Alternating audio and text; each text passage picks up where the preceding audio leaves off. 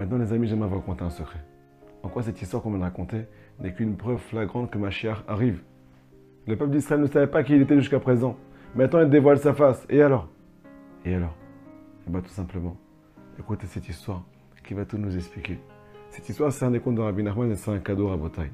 Il faut savoir que à la base, quand le premier homme a fauté, Adam Arishon, tout a été mélangé.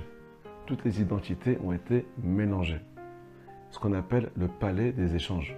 Des fois, un juif, il ne se sent pas juif, même s'il est religieux. Il sent que son cœur, il appartient à autre chose. Des fois, il n'a aucune valeur de Torah. Il ne sait pas ce que c'est Shema Israël. Jusqu'à qu'on lui apprenne. Et là, il découvre qu'en fait, eh ben, il est juif. Il fait ses bar mitzvah à 40 ans.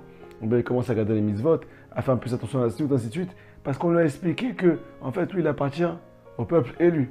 Et des fois, c'est très tard dans notre vie. Qu'est-ce qui s'est passé jusqu'à présent? Ben, en fait, comme j'ai grandi entouré de goïm, ou bien avec des valeurs qui n'étaient pas les valeurs d'Akadosh Baruch Hu, eh ben, je me suis identifié à eux. Et là, qu'est-ce qui se passe? L'exil persiste de génération en génération. Mais là, c'est en train de s'arrêter. C'est en train de s'arrêter avec cette guerre, les amis. Maintenant, écoutez l'histoire qu'il y a dans le Sipurim Massiot. Tous les secrets de la Torah, de la Kabbalah sont cachés ici à Botaï. C'est un cadeau que je vous fais. Maaseh ben Melech Echad, c'est l'histoire d'un roi unique. Pourquoi il est marqué Echad ici? On fait référence au Dieu d'Israël qui est unique. Il avait une servante dans sa maison, dans son royaume. Cette servante, elle aidait la reine à faire à manger, ainsi de suite. Et comme par hasard, elles ont accouché toutes les deux en même temps. Et la reine, dans le royaume, et la servante, qui est tout le temps dans le royaume, elles ont accouché le même jour, dans la même salle, à la même heure, avec les mêmes douleurs. La sage-femme rentre dans la salle. Qu'est-ce qu'elle fait? Elle échange les deux bébés. Pourquoi le dit Rabbi Nachman? Elle voulait savoir, Yipol Dava, qu'est-ce qui va se passer à Bataille?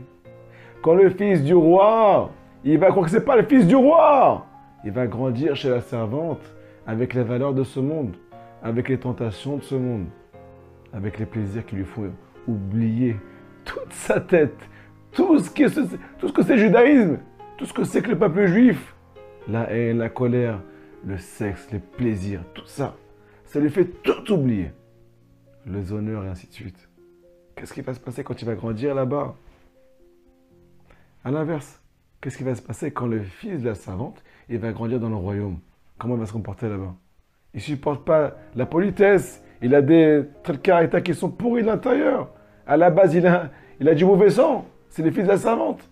Je peux dire à Rabbi Nachman, sache une chose, cette sage-femme-là, tu sais qui c'est? C'est le Sitra Achra. C'est les forces du mal. Elles ont demandé à Kadosh Baruch Hu que l'épreuve du peuple d'Israël, c'est qu'il ne se rappelle plus qui il est. Tu peux étudier à toi toute la journée, ne pas avoir le cœur qui est attaché à Dieu. Tu peux avoir le cœur qui est déconnecté de la prière. Tu ne sens pas que tes actes ils font du bruit dans le ciel. Mais aujourd'hui, Rabotai, avec cette guerre, qu'est-ce qu'on est en train de sentir?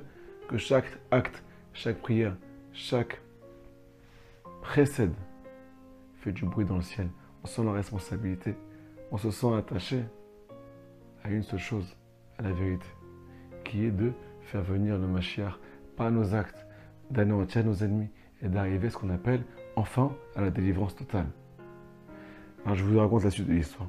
Qu'est-ce qui a fait que par la suite, le fils du roi, le vrai fils du roi, qui a grandi chez la servante, il s'est réveillé? Qu'est-ce qui s'est passé? Il ne savait pas qui était juif à la base.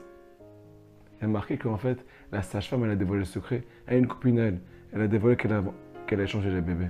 Cette copine a dévoilé ça à une autre copine, et ainsi de suite. Donc il y a une rumeur que celui qui est dans le palais, dans la maison de la servante, c'est le fils du roi. Il y a une rumeur à Botaï qu'on est juif, qu'on appartient à Dieu. Il y a une rumeur qu'on est complètement attaché à une seule chose, à l'Akdoucha, nous dit Rabbi Nachman, toutes les fautes du peuple d'Israël. C'est un poids, c'est massakaved, c'est lourd pour une âme. Là, il ne peut pas supporter cette chose-là. Pourquoi? Parce que ça ne lui appartient pas. C'est l'exil qui fait qu'on est tombé, on s'est éloigné de la vérité. Mais là, on nous fait revenir à Kadosh Baruch Hu par la force des choses. Alors, cette rumeur-là, elle a dévoilé que tout le âme d'Israël appartient à Dieu. Maintenant, qu'est-ce qui s'est passé quand le faux roi, le faux fils du roi, il a entendu ça, cette rumeur, il a commencé à avoir peur pour lui-même. Qu'est-ce qu'il a fait? Il a commencé à persécuter le vrai fils du roi. Il a commencé à lui faire du mal. Il a commencé à rentrer en guerre contre lui. Et c'est cette guerre, nous dit Rabbi Nachman, qui lui a dévoilé au vrai fils du roi qu'il était juif. Quand un juif est persécuté à la bataille, quand tout le peuple d'Israël est persécuté, il retrouve leur vrai visage. Et ce principe-là vient réparer la faute originelle du péché originel. Comme on a dit, tout a été échangé. On appelle ça le Echalet Murot, le palais des échanges. Pourquoi on est loin d'Hachem? Pourquoi on n'arrive pas à déclencher les choses? Parce qu'on ne se sent pas à l'intérieur, attaché à nos vraies valeurs. Mais cette persécution, les enfants d'Ishmaël, elle nous rappelle qui on est. N'oubliez pas, la servante dans la Torah, c'est Agar. C'est la femme d'Abraham Avinu. Et cette servante-là, elle a enfanté Ishmaël. Ce fils-là, il fait que nous persécuter. Pourquoi? Pour nous rappeler qu'on est juif. Écoutez son nom. Il s'appelle Ishmaël. C'est quoi Ishmaël? Dieu écoute. Il te dit, va prier à Kadosh Baruch Hu. Je te fais la guerre pour que tu te retournes vers Dieu. Je suis en train de te persécuter pour que tu verses toutes les larmes de ton corps. Pour prier pour tes frères et tes sœurs. Pour que tu arrêtes de faire des histoires. Et pour sentir que tu es juif. Donc on doit écouter Rabotai ces voix-là. On doit comprendre qu'on est en train de faire un tri à l'intérieur. On appelle ça un birour. On est en train d'enlever ce qu'on appelle toutes les clipotes. Toutes les écorces. Il faut qu'on était tous séparés les uns des autres. Maintenant tout tombe. Donc on est tous réunis. Et bien entendu, avec cet amour pour notre frère et notre sœur, on arrive à l'amour pour Dieu. Et là, c'est la fin. Hachem, des bonnes choses pour vous. Plein de tchouva. Si vous avez des questions, n'hésitez pas à nous les poser. On est là avec le plus grand amour. À très bientôt.